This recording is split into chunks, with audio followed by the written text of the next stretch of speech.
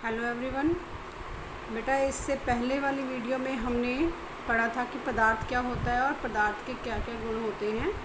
आज हम पढ़ेंगे पदार्थ की क्या क्या अवस्थाएं होती हैं, पदार्थ की कितनी अवस्थाएं होती हैं। तो पदार्थ की जो है 3 अवस्थाएं होती हैं। आप लोगों को पता है, आपने ये पहले भी पढ़ा हुआ है। पदार्थ के जो है 3 रूप होते हैं, कौन कौन से? ठोस, द्रव और गैस। और इसके ये जो 3 अवस्थाएं होती हैं, 3 रूप होते हैं, ये इसके कणों की विभिन्न विशेषताओं के कारण होती है, क्योंकि इनके कणों में विभिन्न विभिन्न विशेषताएं होती हैं, जिसके कारण इसके 3 रूप होते हैं, ठोस, द्रव और गैस। तो आज हम उसी के बारे में पढ़ेंगे। ठोस आपको पता है क्या होते हैं? ये क्रियाकलाप दिया है जिसमें यहाँ पे कुछ चीज़ें बताई हुई हैं, पेन, किताब, सुई और लकड़ी की छड़। तो ये जो वस्तुएं हैं, ये सारे जो हैं, ये हमारी ठोस हैं, क्योंकि इनका एक निश्चित आकार है, इसकी एक स्पष्ट सीमा है, इसका एक स्थिर आयतन है। अगर हम इसको किसी चीज़ से मारते हैं, थोड़े से मारते हैं या खींचते हैं, तो गिराते हैं, तो क्या होगा? ये टूट जाएंगे, लेकिन इनका विसरण नहीं होगा। विसरण मतलब ये फैलेंगे नहीं। जैसे हमारे द्रव फैल जाते हैं, अगर दूध को गिराया जाए तो फैल जाता है, पानी को गिराया जाए तो फैल जाता है, लेकिन अगर हम किसी ठोस चीज़ को गिराते हैं तो वो टूट जाती है, वो फैलती नहीं है। तो हमारी जो ठोस वस्तुएं होती हैं, उनका एक निश्चित आकार होता है। यहाँ देखिए लिखा भी है कि सभी का जो है एक निश्चित आकार और स्पष्ट सीमाएं होती हैं और एक स्थिर आयतन होती है, यानी कि इनकी जो संपीड्यता होती है वो क्या होती है? नगण्य होती है, यानी कि ये फैलते नहीं है या हम इसको इकट्ठा नहीं कर सकते। जैसे गैस है, गैस जो हमारी होती है, जो हम एलपीजी गैस घरों में यूज़ करते हैं, वो गैस को क्या किया जाता है? उस गैस को संपीड़ित किया जाता है, कंप्रेस किया जाता है। कंप्रेस करके उसको लिक्विड फॉर्म में बनाकर उसको सिलेंडर में भरा जाता है। तो जैसे हम गैस को कंप्रेस करके सिलेंडर में भर सकते हैं, ऐसा हम ठोस के साथ नहीं कर सकते। तो ठोस जो होती है, इनकी संपीड़ितता जो होती है वो नगण्य होती है, इनकी ना के बराबर होती है। बाहरी बल लगाने पर जो ठोस हैं वो अपने आकार को बनाए रखने का प्रयास करते हैं, लेकिन कुछ ठोस ऐसे होते हैं जिनकी शेप चेंज हो जाती है, लेकिन बल हटाने पर वो अपनी वापस उसी शेप में आ जाते हैं। तो बल लगाने पर ठोस टूट सकते हैं और उनका आकार बदल भी सकता है, लेकिन ज़्यादातर जो ठोस होते हैं उनका आकार बदलता नहीं है, ये दृढ़ होते हैं। जैसे यहाँ पर देखिए एग्जाम्पल है हमारे पास, रबड़ बैंड को क्या माना जाए? क्या खींचकर इसका आकार बदला जाता है? क्या ये ठोस है? जब हम रबड़ बैंड को खींचते हैं तो इसका आकार बदल जाता है, लेकिन क्या हम इसको ठोस बोल सकते हैं या नहीं? तो ये बेटा ठोस है, क्योंकि बल लगाने पर जो हमारा रबड़ बैंड है उसका आकार बदलता है, लेकिन बल को हटा देने पर ये अपने वैसे ही आकार में आ जाता है। और अत्यधिक अगर हम बल लगाएंगे तो ये टूट जाएगा, और ठोस जो है वो ज़्यादा बल लगाने पर टूट जाते हैं, इसलिए रबड़ बैंड क्या है? हमारा ठोस है।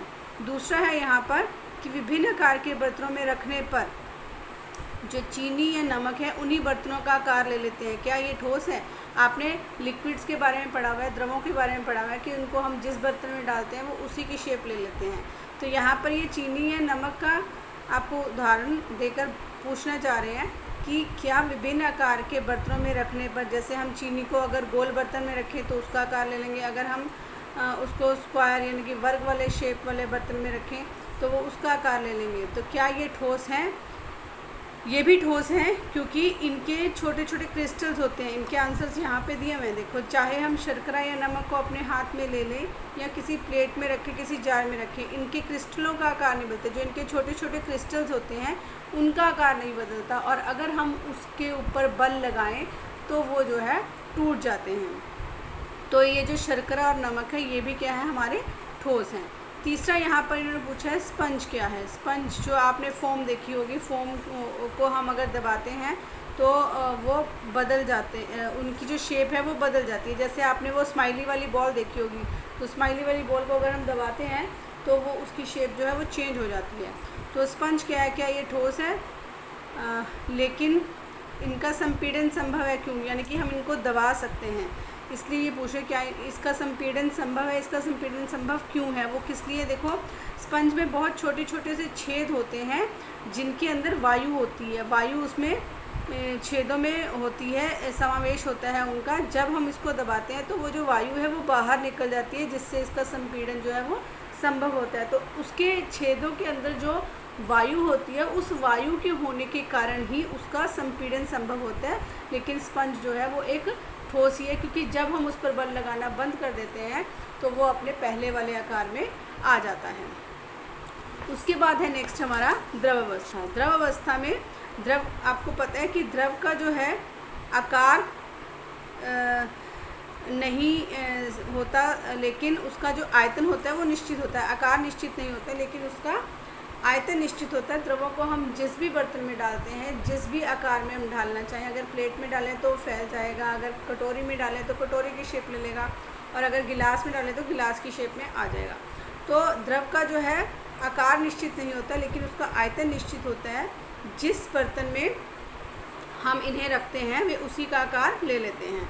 तो द्रवों में बहाव होता है और इनका जो आकार है वो बदलता है, इसलिए ये दृढ़ नहीं होते। ये कैसे होते हैं? तरल होते हैं। दृढ़ यानी कि ठोस नहीं होते, ये तरल होते हैं। तो ठोस और द्रव जो होते हैं इनका इसमें जो मिश्रण होता है द्रवों में संभव होते हैं। यानी कि ठोस का मिश्रण कैसे होगा? जैसे आपने बर्फ़ देखी होगी, बर्फ़ ठोस है, लेकिन जब हम उसको गर्म करें या उसको थोड़ी देर के लिए बाहर रख दें तो वो लिक्विड फॉर्म में आना स्टार्ट हो जाता है, पानी बनना स्टार्ट हो जाता है। तो ठोस जो होते हैं और द्रव जो होते हैं उनका मिश्रण किस में होता है? द्रवों में संभव होता है। तो वातावरण की जो गैसें होती हैं वो भी विस्तृत होकर जल में घुल जाती हैं। जो हवा में गैसें होती हैं वो पानी में मिल जाती हैं। ये गैसें जो होती हैं विशेषता कौन कौन सी होती हैं? ऑक्सीजन या कार्बन डाइऑक्साइड, या जो जलीय जीव जंतु और पौधों के लिए ज़रूरी होती हैं वो इसमें घुल जाती हैं। तो सभी जीवधारी जो होते हैं वो अपने जीवन के निर्वाह के लिए श्वास लेते हैं। जलीय जंतु जो होते हैं वो जल में घुली ऑक्सीजन के कारण सांस लेते हैं, क्योंकि जल में ऑक्सीजन होती है। आपको पता है जल का जो फॉर्मूला है वो H2O है। जल में हमारे ऑक्सीजन होती है, तो उसी ऑक्सीजन का प्रयोग करते हैं जलीय जंतु और श्वास लेते हैं। तो द्रव जो होते हैं, द्रव में ठोस, द्रव और गैस तीनों का मिश्रण जो है वो संभव होता है। तो ठोसों की अपेक्षा द्रवों में जो मिश्रण होता है उसकी जो दर होती है वो अधिक होती है। ऐसा क्यों होता है? क्योंकि जो द्रव अवस्था होती है, द्रव अवस्था में पदार्थ के कण जो है वो स्वतंत्र रूप में गति कर सकते हैं। जो ठोस के कण होते हैं वो बहुत ही पास पास होते हैं, लेकिन द्रवों के कण जो होते हैं वो ठोसों की अपेक्षा थोड़े दूर दूर होते हैं, जिसके कारण वो कण जो है स्वतंत्र रूप से गति कर सकते हैं। और ठोस की अपेक्षा द्रव के कणों में रिक्त स्थान भी ज़्यादा होता है, जिसकी वजह से वो गति करते हैं। तीसरी है हमारी गैसीय अवस्था। गैसीय अवस्था आपको पता है, जैसे गुब्बारे वाला जो है वो गैस भरता है गुब्बारे में, वो आपने देखा होगा। या LPG गैस देखी है आपने, जब वो बाहर आती है तो वो गैस की फॉर्म में आती है। हमारे सिलेंडर में वो लिक्विड फॉर्म में होती है। तो गैस के एक ही सिलेंडर में बहुत सारे जो वो गैस वाले गुब्बारे होते हैं, उसके एक सिलेंडर में बहुत सारे गुब्बारों में हवा भर सकते हैं हम। तो एक सिलेंडर में वह कितने गुब्बारों में हवा भर सकता है, ये डिपेंड करता है हमारे गुब्बारों के आकार पर भी। तो यहाँ पर एक क्रियाकलाप दिया हुआ है इन्होंने, ये आप पढ़ेंगे।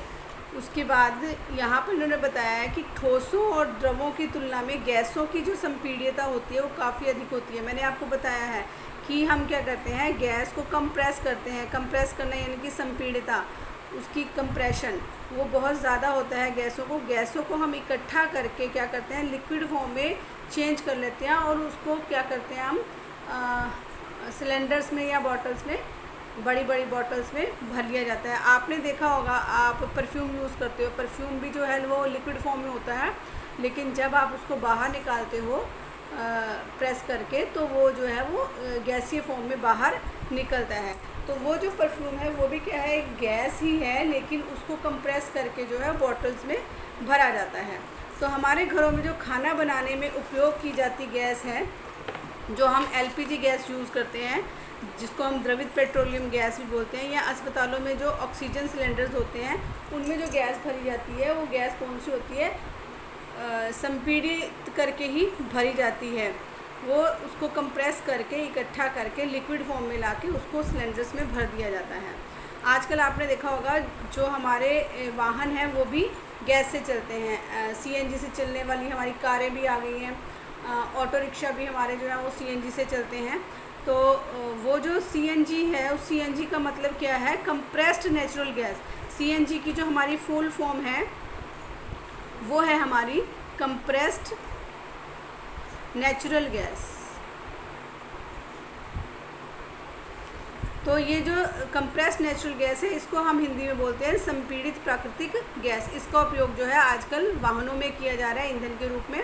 तो संपीड़ितता काफ़ी अधिक होने के कारण गैस जो है वो गैस के अत्यधिक आयतन को हम कम आयतन वाले सिलेंडर में संपीड़ित कर सकते हैं, यानी कि उसको सिलेंडर में भर सकते हैं और आसानी से फिर उसको एक स्थान से दूसरे स्थान तक भेज सकते हैं। आपने देखा होगा आपके नाक तक पहुंचने वाली जो गंध होती है वो बिना रसोई में प्रवेश किए भी हम जान सकते हैं कि क्या पक रहा है। आपके घरों में जब खाना बनता है तो आप रूम में बैठे भी अंदाज़ा लगा लेते हो कि आज हमारे घर में ये बन रहा है। तो वो जो गंध है वो आपके तक कैसे पहुंचती है? आपको पता है जो गैस के कण होते हैं वो बहुत ही दूर दूर होते हैं और उनके कणों की जो गतिज ऊर्जा होती है वो बहुत ही ज़्यादा होती है। तो खाने की जो गंध होती है वो वायु में मिल जाती है और रसोई से फैलकर हमारे तक पहुंच जाती है। यह जो गंध के कण होते हैं और भी दूर चले जाते हैं और अगर हमारा पका हुआ खाना जो है वो गर्म है तो गर्म खाने की जो महक है वो बहुत दूर तक चली जाती है, क्योंकि गर्म करने पर जो हमारे कण हैं, गैस के जो कण हैं, उनकी जो गतिज ऊर्जा है वो और ज़्यादा हो जाती है। तो जैसे जैसे तापमान बढ़ता है कणों की जो गतिज ऊर्जा होती है वो बढ़ती जाती है। तो गर्म खाने की जो महक है हमारे पास कुछ ही क्षणों में पहुंच जाती है। इसकी तुलना में ठोस और द्रवों में विसरण जो है वो कम होता है, लेकिन कणों की जो तेज़ गतिज ऊर्जा है और उनके बीच में जो रिक्त स्थान है वो गैसों में सबसे ज़्यादा होता है। तो रिक्त स्थानों के कारण और उनकी कणों में गतिज ऊर्जा ज़्यादा होने के कारण जो गैसें हैं वो अन्य गैसों में विसरण इसका बहुत जल्दी से हो जाता है। यहाँ पर देखिए डायग्राम बताया हुआ है ठोस, द्रव और गैस का, जिसमें दिखाया गया कि ठोस के कण जो हैं वो बहुत ही पास पास होते हैं। इसके लिए उदाहरण इन्होंने ये प्लेट दिखाई हुई है। लिक्विड के लिए, द्रव के लिए इन्होंने दिखाया हुआ है कि इसके जो कण हैं इनमें जो रिक्त स्थान है वो थोड़ा ज़्यादा होता है ठोस की अपेक्षा। इन्होंने यहाँ पर द्रव लिया है, कुछ भी लिक्विड, पानी या दूध। तो इसमें जो कण होते हैं इनके कणों में रिक्त स्थान जो है वो थोड़ा ज़्यादा होता है। और जो हमारे गैस होते हैं, ये गैस का गुब्बारा दिखाया हुआ है। गैस के गुब्बारे में जो है गैस भरी हुई है और ये जो गैस के कण हैं ये बहुत दूर दूर होते हैं। इनके बीच में जो खाली स्थान होता है वो बहुत ही ज़्यादा होता है। तो ये जो डायग्राम है ये आप इस क्वेश्चन के साथ बनाओगे जब आपको ये क्वेश्चन करना है ठोस, द्रव और गैस का। तो गैसीय अवस्था में कणों की जो गति होती है वो अनियमित होती है और उनकी जो गति होती है वो बहुत ही तेज़ होती है। तो इस अनियमित गति के कारण ही ये जो कण है वो आपस में और बर्तन की दीवारों से टकराते हैं, आपस में भी टकराते हैं और बर्तन की दीवारों पर भी टकराते हैं। तो बर्तन की दीवार पर गैस जो है वो कणों द्वारा प्रति इकाई क्षेत्रफल पर लगे बल के कारण ही गैस का जो दबाव है बनता है। कैसे बनता है गैस का दबाव? आपने देखा होगा, आप जब गुब्बारे में हवा भरते हो तो अगर गुब्बारे में हवा ज़्यादा भर जाए तो वो जो गैस है वो अपना दबाव उसकी दीवारों पर डालना स्टार्ट कर देती है, जिसकी वजह से हमारा जो गुब्बारा है वो फट जाता है। तो उसके जो कण हैं वो कहाँ पर दबाव डालते हैं? उस गुब्बारे की सतह पर। वो जो गुब्बारे की